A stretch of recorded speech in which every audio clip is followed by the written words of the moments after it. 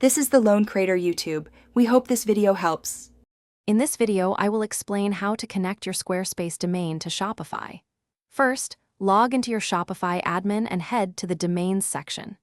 Choose Connect Existing Domain and type in your Squarespace domain name.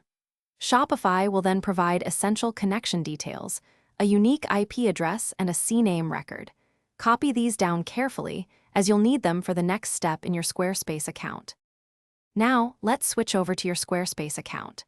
Log in and navigate to the settings for the specific domain you wish to connect. Look for a section labeled Advanced DNS Settings or simply DNS Records. This is where you'll manage how your domain points to other services. It's important to locate any current records or CNAME records that might be pointing your domain elsewhere. With your Shopify details in hand, it's time to update your Squarespace DNS records. First, delete any existing records that point to an IP address other than Shopify's. Then, create a new record, entering the Shopify IP address you copied earlier. Finally, verify that your CNAME record for www is correctly pointing to the Shopify-provided value.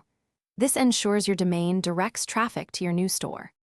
After updating your DNS records, head back to your Shopify admin panel.